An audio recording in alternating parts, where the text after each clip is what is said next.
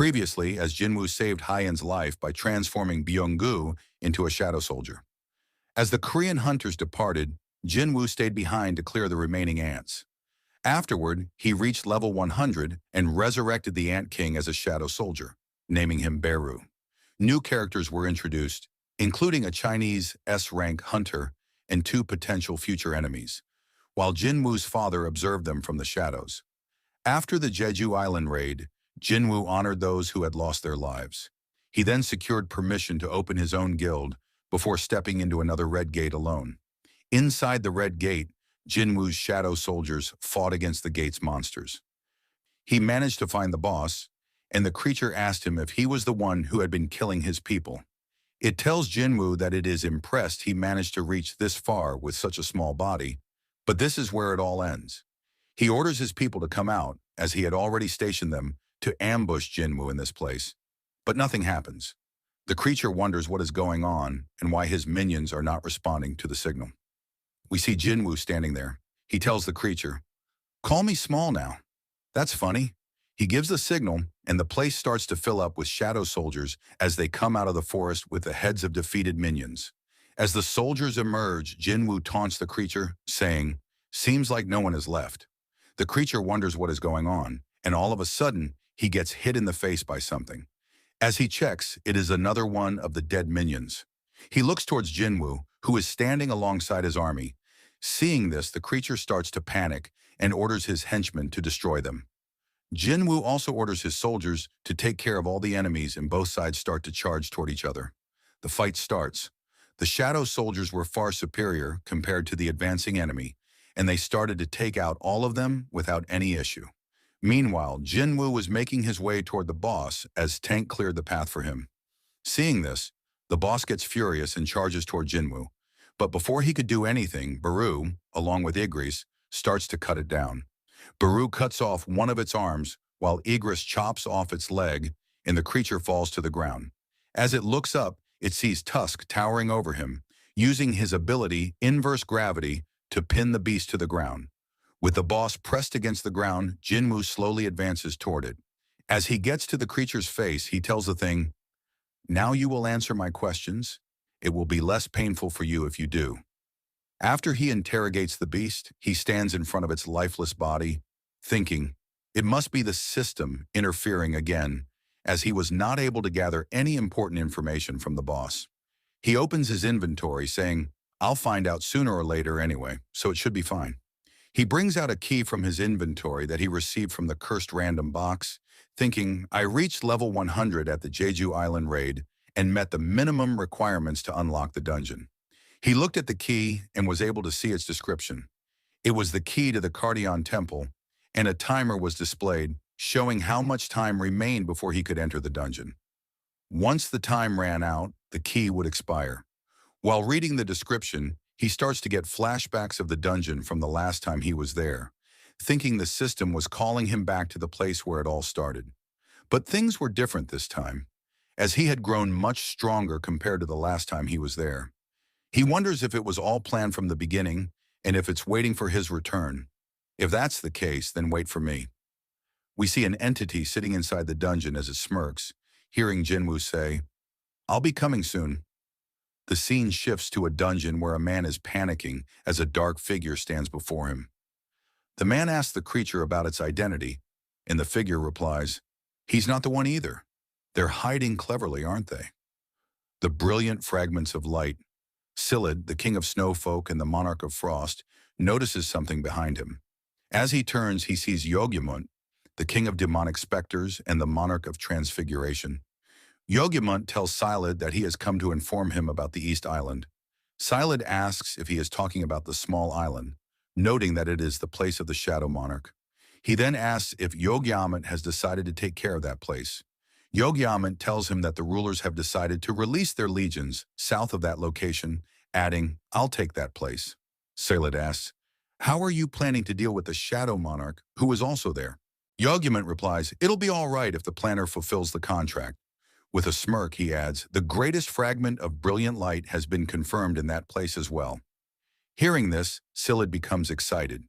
He asks, "You intentionally came here just to tell me that?"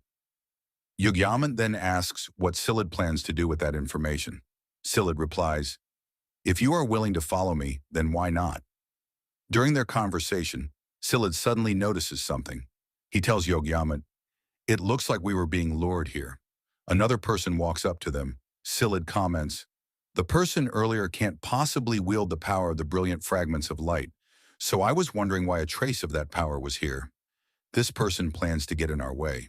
With rage in his eyes, the man asks them about the small island to the east, questioning if they are referring to Korea. Silid asks, "What are you going to do about it?" From behind, Yogyaman tells them, "We do not have time to deal with him." As they begin to leave, Silid taunts the man, "Try and stop us if you can." The man charges toward them, declaring, "I won't let you escape." As he strikes, Silid effortlessly blocks the attack with his ice shield. With a grin on his face, he prepares to counterattack. As he unleashes his power, a massive explosion engulfs the area. The scene shifts to Jinwoo as he walks to his car. Just as he's about to open the door, a man approaches him and asks, "Excuse me, are you Sung Jinwoo?"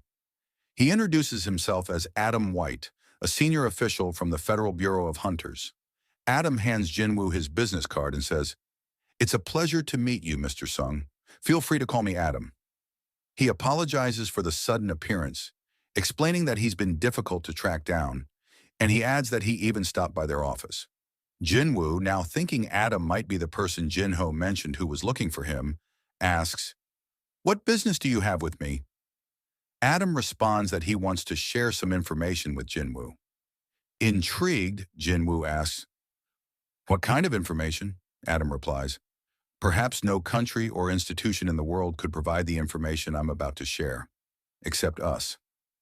When Jinwoo asks why they're willing to share this information with him, Adam explains, "Because we benefit from sharing knowledge with special individuals like you."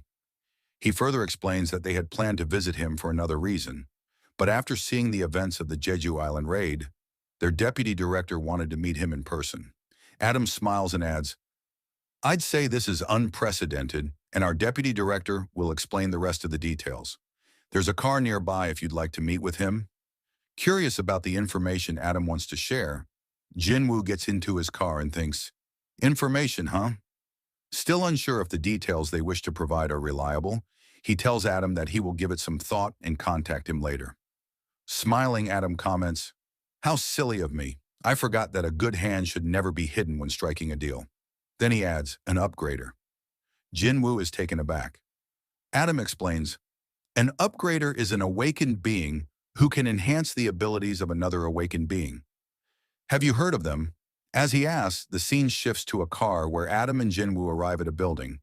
Adam then introduces Jinwoo to Michael Connor, the deputy director of the Federal Bureau of Hunters. Michael shakes Jinwoo's hand and says, "It's a pleasure to meet you." After the introductions, Adam announces that he will serve as their interpreter. Michael, being direct, slides a stack of immigration documents across the table and says, "It usually takes anywhere from 1 to 2 years for processing, but we're willing to make an exception for you." He adds, "Just say the word, and you'll be granted American citizenship in a second." Jinwoo, however, responds seriously, "I came here because Mr. White said you have some information to share with me. An awakened being who can enhance the abilities of another awakened being. An upgrader. Is it possible for a hunter's abilities to be upgraded?" Jinwoo asks. Michael smiles and replies, "Actually, the person who possesses such power is here right now." Looking to the back, he instructs his staff, "Please tell Ms. Sellner to come in." As Ms. Sellner approaches, Mr. Connor introduces Norma Sellner to Jinwoo, informing him that she is the only person in the world capable of enhancing the abilities of awakened beings. Observing her, Jinwoo thinks that she seems like a completely different type of awakened being. Michael then speaks up, telling Miss Sellner to explain to Jinwoo the extent of her powers. Miss Sellner begins by addressing Jinwoo, acknowledging that he might be skeptical about what she's about to say. She adds that everyone had the same doubtful look when they first heard it. However, she tells him that once he experiences her power, he will beg for more. This prompts Mr. Connor to call out to her as she approaches Jinwoo. Mrs. Sellner explains that Jinwoo might already be aware that every awakened individual has a limit to their strength, and no one can surpass that limit. An awakened being's rank would always remain the same unless they undergo a second awakening. This, she notes, was common knowledge among hunters. Jinwoo then asks, "But you can change that?" To which Ms. Selner responds, "Yes." She reveals that she has the power to help awakened beings break through their limitations. Through a process of 3 stages, she can lift their limitations. She adds that she didn't even know what to call this power, but she is capable of performing a force reawakening. In simple terms, she can bring out a person's true potential. Mr. Connor agrees with her and confirms that everything she says is true. However, he points out that Ms. Selner would need a long period of rest after each use of her power, which means she can only help 3 or 4 individuals per year. Jinwoo thinks to himself that he would be one of the 3 or 4 people she would help. If what she said was true, then she must have an incredible ability. He then asks, "How effective is the process exactly?" Ms. Selner explains that the results vary for each individual, but after going through all 3 stages, an individual would experience a strength increase of anywhere from 20% to 30%. Upon hearing this, Jinwoo is stunned. A 20% to 30% increase in strength seems insane. He now understands why Hwang Dong-soo had decided to go to America, despite facing so much public criticism. Jinwoo thinks to himself, who would turn down such an offer? He then asks, "What if someone finds out about her powers?" Mr. Connor replies, explaining that this is exactly why she is under their care. They ensure her safety while compensating her with a suitable salary. In return, Ms. Selner would help enhance the abilities of their selected hunters. Mr. Connor then introduces her again to Jinwoo, explaining that her power would be used on him as a gift. Still doubtful, Jinwoo asks, "You mean as an offer?" Mr. Connor clarifies that once he becomes a hunter for the Federal Bureau, he would be given top priority and receive preferential benefits. Additionally, they would arrange meetings with the guild of his choice and help him sign the best contract. Ms. Selner slides a plate across the table and tells Jinwoo that he doesn't need to decide right away, as they are only easing him into the idea for now. Jinwoo asks, "Excuse me?" And Ms. Selner reiterates that, as they said, this is a gift. Afterward, Mr. Connor asks for permission to lift his limits. Jinwoo asks, "For nothing in return?" Mr. Connor explains that he should think of it as a complimentary service. Jinwoo, recalling Ms. Selner's words that he would beg for more once he experienced it, realizes she is confident in her results. Ms. Selner then asks Jinwoo to hold out his hand and look into her eyes closely, telling him that this is the first step. Michael, watching the scene, thinks to himself that Jinwoo has already taken the bait and is keeping his cool. However, once the first stage is complete, Michael believes Jinwoo will likely try to reach out to them, and if he is an impatient type, he might sign the papers right away. Meanwhile, Jinwoo's hand begins to glow as Miss Selner holds it. Mr. Connor reflects on Jinwoo's past achievements, how he succeeded in the Jeju Island raid with powers that had never been seen before, and wonders what else Jinwoo could accomplish. As a green aura surrounds Jinwoo and the light in his eyes intensifies, the process continues. Miss Selner's eyes begin to glow, and she is enveloped by a powerful aura. Suddenly, it becomes clear that she has shifted to a place filled with darkness. A face appears behind her, where only darkness remains. Gradually, a figure emerges from the shadows and slowly approaches her. The figure comes closer until it is right in front of her, staring with a terrifying light in its eyes. At this, Miss Selner screams and the process is abruptly halted, shocking everyone in the room.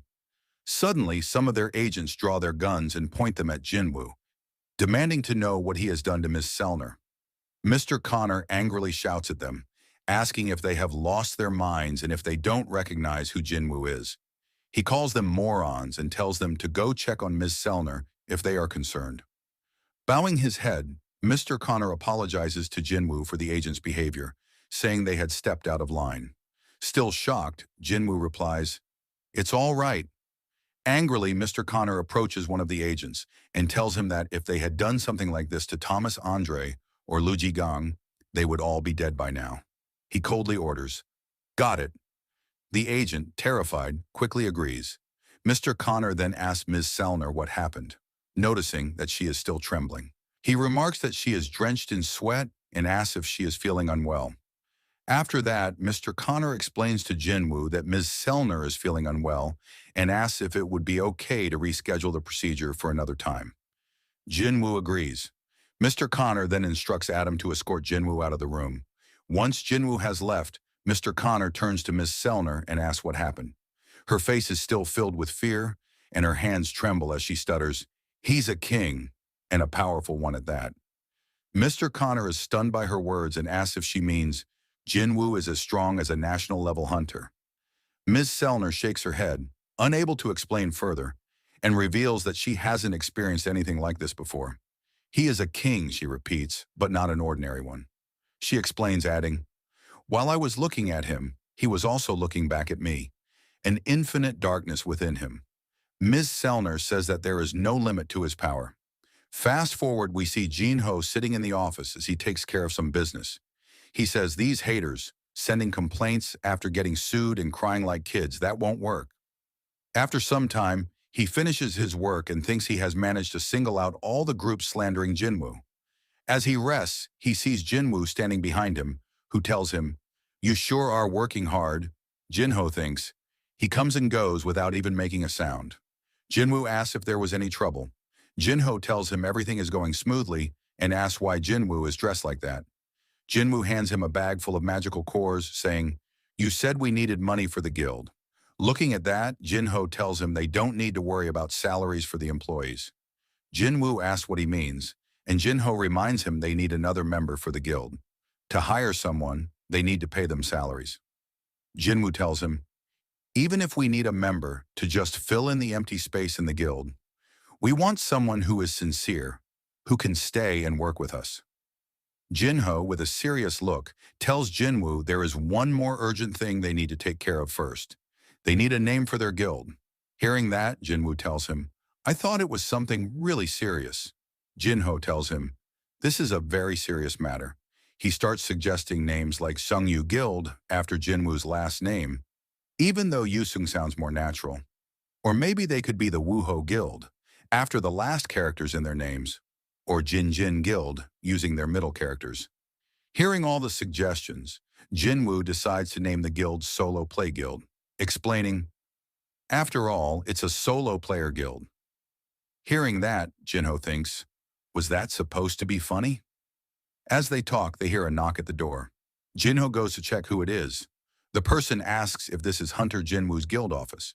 Jinho tells the person, yes, it is, and as he looks at them, he is shocked to see it is Hunter Cha. Jinho asks her what she is doing there, and Cha replies, saying she wishes to join his guild. After they sit down, Jinwoo asks her to clarify why she's there. Hunter Cha tells him, "Like I said, I want to join your guild." Hearing that, Jinwoo thinks, "I'm so confused about what's going on."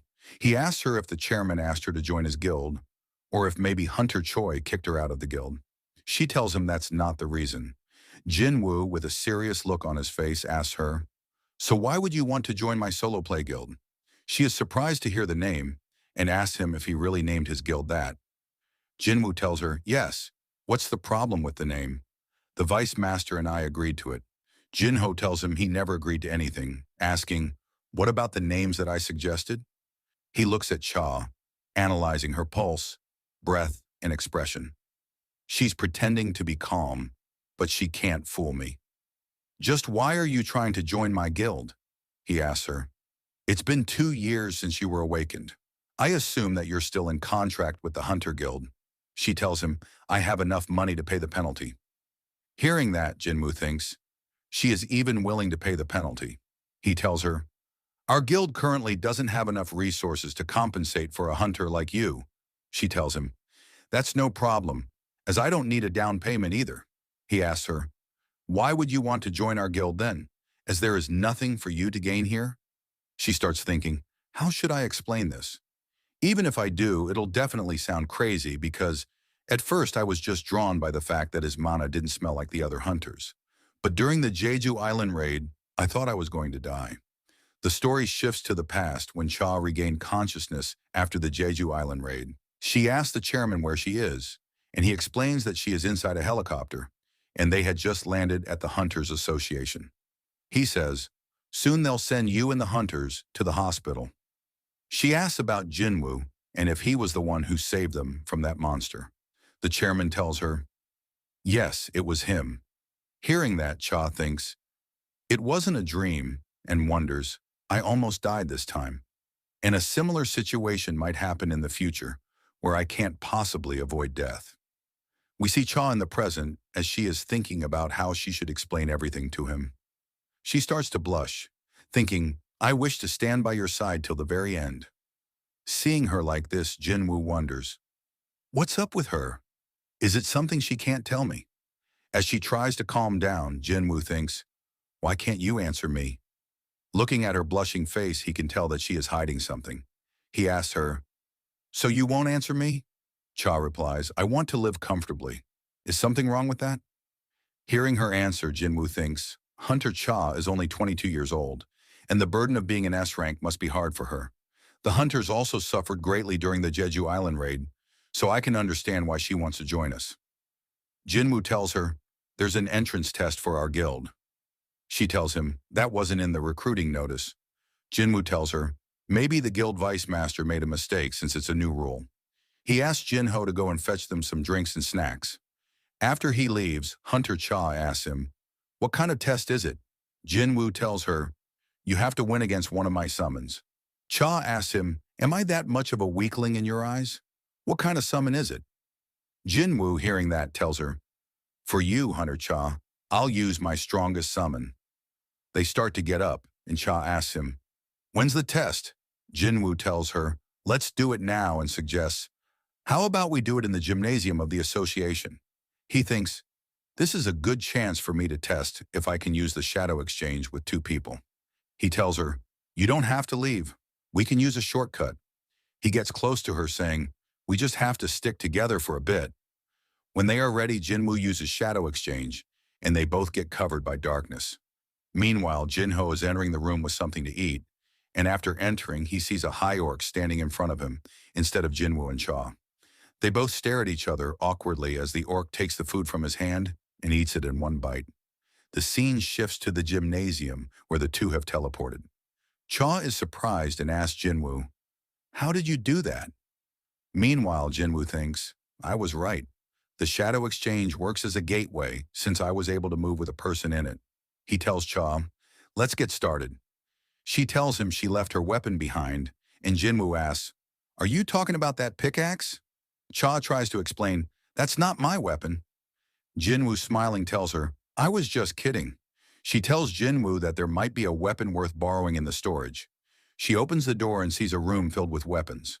She thinks, these weapons are reserves, so they aren't that good, but they're suitable for practice. She comes out with a sword, telling Jinwoo she is ready. Jinwoo asks, will you be all right? That's not the weapon you normally use. Cha tells him the weapon doesn't matter, as the monsters never fight on their terms anyway. Jinwoo thinks she's right. He wonders, who should I summon? An ordinary soldier would be shredded to pieces. He summons Yggdrasil, saying, among my soldiers, he is the best swordsman. She asks him, what are the conditions for winning or losing? Jinwoo explains, you either win by destroying the summon, or you lose when you decide to surrender. He thinks, I said I'd call my strongest soldier to test her, but Baru is too much for her. After they had prepared, Jinwoo gave the signal to start the test. He noticed her gathering up her mana, and a thought hits him about what she said. Weapons don't matter. He stopped them, saying, wait a moment, and asked Cha to turn back. As she did, he started to take out a weapon from his inventory. It was the Demon King's longsword. He hands it to Yggdrasil, telling him to use it, and tells them to start now. They both prepare to fight. Yggdrasil, using the sword's ability, launches a powerful wave of electricity toward Cha. But before the attack lands, she manages to dodge it. Seeing this, Jinwoo thinks, as expected, she's fast. If this were an average person, they would have died at the slightest scratch of that swing. As the fight continues, they start to exchange blows, creating a lot of noise that attracts the attention of Chairman Gogenhee, who was sitting in his office. He thought there wasn't supposed to be anyone in the gym today. He called someone, asking them to connect the CCTV footage inside the gym to his room.